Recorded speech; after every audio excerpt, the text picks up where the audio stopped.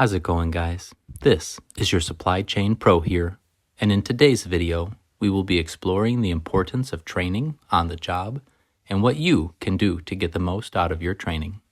Training is one of the most essential aspects of any business.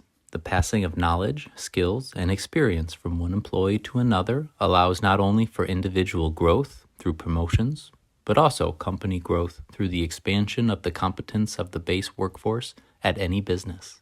The quality and amount of time that a company or a leader places on training activities is positively correlated with the success of that department or team. Think about the most complicated task that you know of, like rocket science. And if you only had one example for 5 minutes on how to learn it and repeat it correctly on the first try, you probably would do some part of it wrong. There's an old saying that knowledge is power, and the more you know, the more you grow. Having a bunch of workers that are not trained on how to do the job, or that do not understand the reasons behind why something is done that way, leads to all sorts of mistakes, errors, and many people attempting to think outside of the box, trying to come up with their own solutions that ultimately result in things not going according to plan.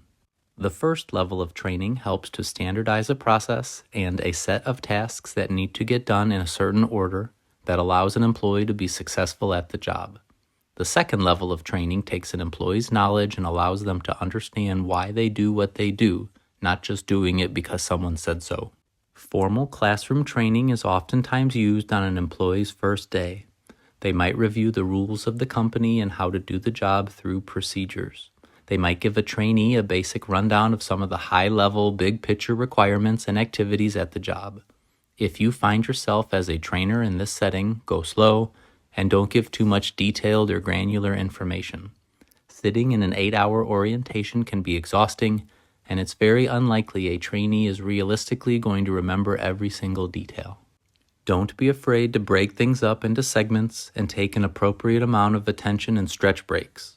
If you find yourself as a trainee sitting through classroom training, ask for or bring some paper and a pencil and take notes on the most important topics presented. Be engaged and ask questions when you don't understand or when you'd like to know more. Classroom training has the potential to come with some high levels of details and compliance. Talk with your trainer so that you understand the most critical portions and the less important parts of the classroom training. Many times classroom training is in theory, which means that you're looking at past examples or how to do something without actually having it in front of you. It can sometimes be hard to visualize or to problem solve, but usually trainers stick to the classroom training when live examples don't exist or they are not easy to obtain. The second type of training is hands-on training, and this is the type of training that many employees that work with their hands must receive in order to do their jobs well. Yes, a mechanic can learn how to fix cars by sitting through classroom training. However, until that mechanic begins turning the wrenches, feels the tensions on the bolts, understands the tactile sensations of the oil and the grease in the motor, that the mechanic is just working in theory. It is not until this mechanic starts working hands-on, usually with a mentor or a journeyman, that the experienced employee can pass their knowledge on to the apprentice. Working in the supply chain industry, there are a variety of jobs that need to be done, from material handling to forklift operation to clerical and also leadership. Material handling and equipment operation is going to yield better results when hands-on training is given compared to only classroom training. Understanding how to move the cases, where to put the pallets, how to safely operate a forklift are all things that must be done through example. These things can be supplemented with classroom training, but hands-on builds a muscle memory for any trainee and gives them the physical experience to do the job successfully. In my 13-year career in the supply chain industry, I have trained all sorts of different people in different positions to do different things, and each of these trainees have different strengths, different weaknesses, different motivations, and are different calibers of employee. Most trainees want to learn how to be good at their job, and there's an intrinsic motivation to do so. The best way that you can connect with your trainee is to meet them where they are at and give them training that fits their strengths and avoids their weaknesses. For example, maybe a trainee is really good at turning a phrase. Work with your trainee to create a saying or an acronym or something to help them sound out to remember the important steps of the process. Take Roy G. Biv, for example. Red, orange, yellow, green, blue, indigo, violet. This is a funny little phrase that we have to remember the colors of the rainbow. Maybe the trainee is analytical and very sharp mentally. You can explain more with your training to start giving those types of trainees an understanding of why we do what we do while they're learning underneath you. Maybe a trainee might process things a little bit slower than average. Maybe they're having a hard time picking up on some of the principles that you're giving them while you're doing the training. At that point, you will want to strip away the complexities of the job and stick to the simple and largest basic blocks of the job. Teach them that when they have complex items come up, to bring them to another trusted employee, supervisor, or anyone that can help guide them. The only trainee that is a bad trainee is someone who does not want to learn or does not want to be there. And if you are sensing these emotions coming from your trainee, make sure to notify your superior so that leadership can evaluate this trainee in the position that you are training them for. Training can be supplemented through procedures, checklist guides, or references. When you think of procedures, think about the recipe to baking a cake. Step 1, crack the eggs and place into the bowl. Step 2, measure your other ingredients and place into the bowl. Step 3, mix your ingredients, etc., etc. And at the end of the process, the end of the recipe, you have a fully baked cake that is ready to eat and delicious. If you put too much flour or too little sugar, or maybe you baked your cake for too long, it will result in a cake that is not enjoyable to eat.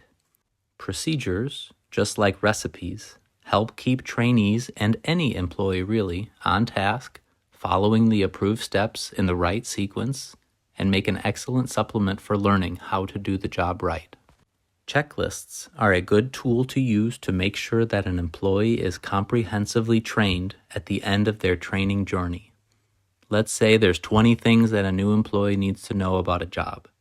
A checklist containing all of the major objectives can be given to that employee, and when the employee feels that they have a mastery of that topic, they've seen it enough times, and they have confidence that they understand how to handle that topic, the trainee then has the ability to check the checklist on that line, and we can mark that portion of the training completed. Towards the end of training, we can look at the checklist sheet, and if there are unmarked boxes, those are the training activities that the trainer can focus on the remaining of the time. Using the employee's comfort level to mark their checkbox allows you to understand where an employee is at and what training they need, whether they're on day 3, day 23, or day 93. Sometimes there is a lot of information to learn. Some jobs have so much information and so many different rules that it's impossible to remember everything in our minds.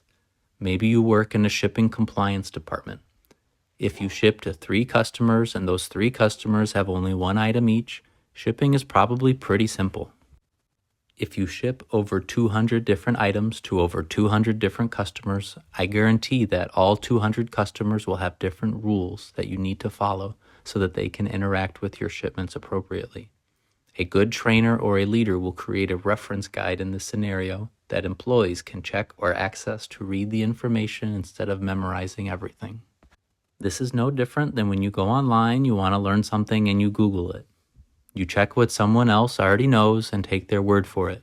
In this instance, the training reference is the company or the trainer's words and experience on how to do something correctly for a specific circumstance. Like, comment, and subscribe if you found value in any of the information reviewed in this video today, or if you have further insight that was not discussed. This is your Supply Chain Pro, out.